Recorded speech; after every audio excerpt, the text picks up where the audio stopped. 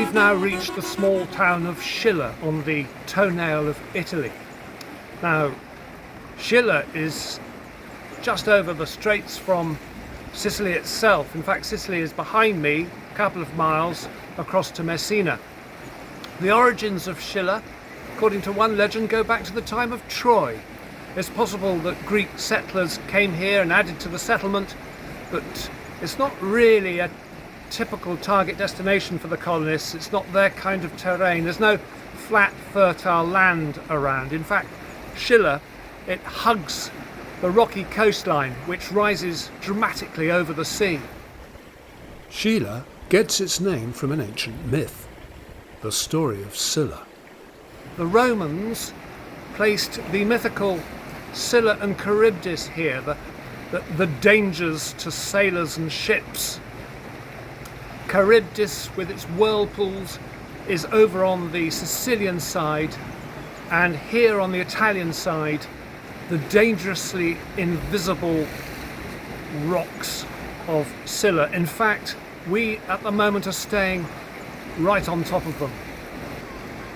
In his Metamorphoses, Ovid has the character Medea weigh up whether to stay loyal to her family and friends in Colchis or to set sail with Jason and his Argonauts, with the inevitable risks that would have at sea. Quid quod nescio qui medis concurrer inundis, dicuntur montes, ratibusque inimica Charybdis, nunc sorpere fretum, nunc credere. Cinctaque saevis sculla rapax canibus siculo latrare profundo. And that was read for us by Cecilia Giussani. Now, many of the crazy or demonic or threateningly monstrous females in myth reach this state by some innocent action, usually as victims of the gods. Ovid tells the story of Medusa. She was once a very pretty girl with beautiful hair, but she was assaulted by Neptune in the temple of Minerva. Minerva punished not the aggressor, but the victim, turning her hair into snakes. Ovid tells a similar story about Scylla. Now, Scylla was once a pretty nymph, and she was wooed by a sea deity called Glaukos, but she rejected his advances. And Glaukos, he goes to Circe to ask her for help with her magic potions. Diva, Dei miserere precor, nam sola levare tu potes hunc, dixit, vidia modo dignus amorem. Quanta sit herbarum, titane potentia, nulli quam mihi cognitius, qui sum mutatus habilis. Neve mei non nota tibi sit causa furoris, litera in italico, Messenia moenia contra, sculla mihi visast. Unfortunately, the enchantress Circe does not play ball, for she herself falls in love with Glaukos, and he in turn rejects her. So Circe punishes Scylla, turning her into the monster she became, with fierce barking dogs around her waist, waiting for unsuspecting ships, storm-driven, perhaps, to flounder on these rocks. The whirlpools of Charybdis more or less stopped whirling in 1693, when a huge earthquake caused land to sink and so affected the currents. Scylla's dogs, though, are still very much here, and this boat, I thought, was taking a risk. But all was well. We're crossing the Straits of Messina to Sicily. Hooray! Now, in the 30s BC, Messina, or Messana as it was then, was the base of operations for Sextus Pompeius, the youngest son of Pompey the Great, who was in a protracted conflict with Octavian, and he inflicted more than one naval defeat on his rival, forcing Octavian to hide in the hills over on the coast of Italy. Thucydides, the Greek historian, tells us that Messana was founded in the 8th century BC. The Greek name for Messana was Zankli, from the Greek word for a sickle, zanklon, supposedly because of the shape of the harbour.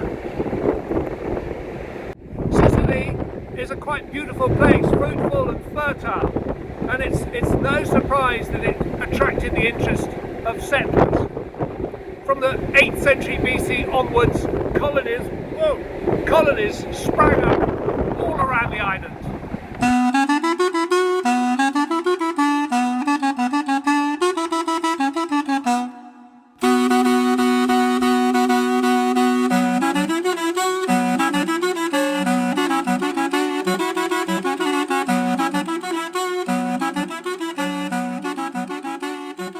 Behind me is the Greek colony of Naxos, and Naxos is the first colony to be founded in Sicily in 734 BC. Settlers came from Chalcis in Euboea, founded Naxos, and within a few years had founded 2 more colonies just to the south, Leontinoi and Catania. And about the same time, some settlers came from Corinth, and they founded a colony further south of these 3, and they called it Syracusae. The first of the Greeks to arrive in Sicily were from Chalcis in Euboea. They founded Naxos. Syracuse was founded the following year by settlers from Corinth. In the 5th year after the foundation of Syracuse, colonists set out from Naxos and founded Leontinoi, having fought with and driven out the indigenous sickles.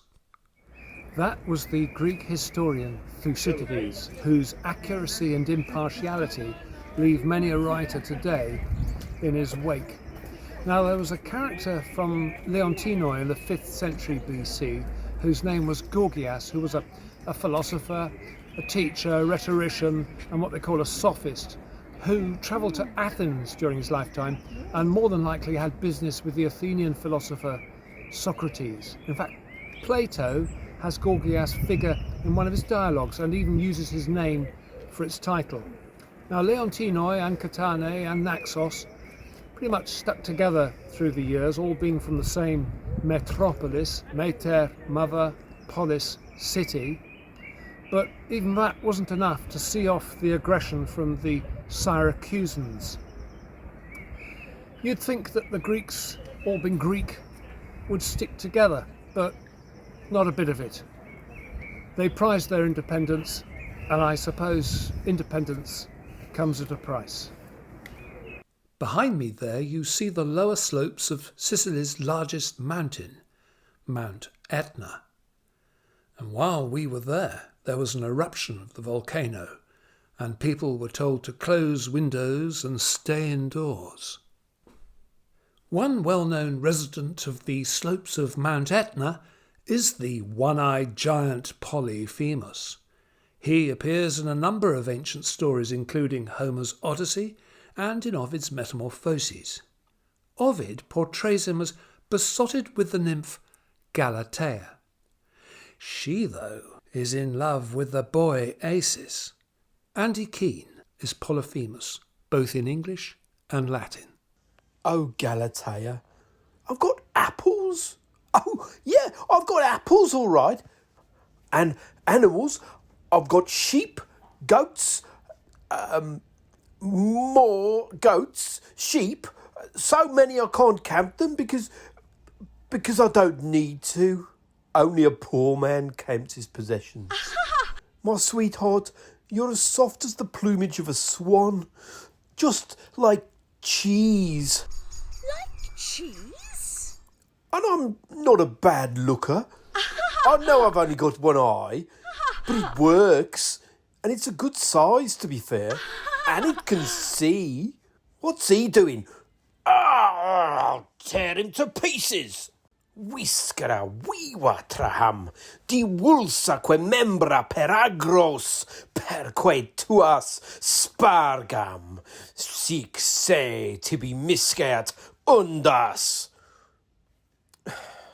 Uror enim, laesusque saestuat acrios ignis, cumque suis video translatam viribus Etnae pectore ferre meo, nec tu Galatea moveris. We found pottery at Naxos which Polyphemus didn't manage to smash, or if he did, it has been carefully reassembled. 8th and 7th century amphoras, and this 6th century crater, the Greek word for a mixing bowl, then Latin, and now used to describe the Etnas of this world. And how about this masonry? A rare example of painted stonework to survive from an excavated boathouse, well, dockyard, in fact. And another gorgon. We find them everywhere. Here used as antefixes around the upper parts of the walls. Keep out! At the end of the 5th century BC, Dionysius I, the tyrant of Syracuse, attacked Naxos and forced the people to leave their polis. Now, a good many of them moved up onto the mountain behind me and created a new colony at Tauromenion, or Taormina, as it's now known. This was Greek too, and has a Greek theatre from the 3rd century BC. In the Roman period, the theatre was partly rebuilt, and more recently other parts restored, and it is still an active performance space. And there'll be more theatre next week when we visit Syracuse, where we hope you'll be able to join us.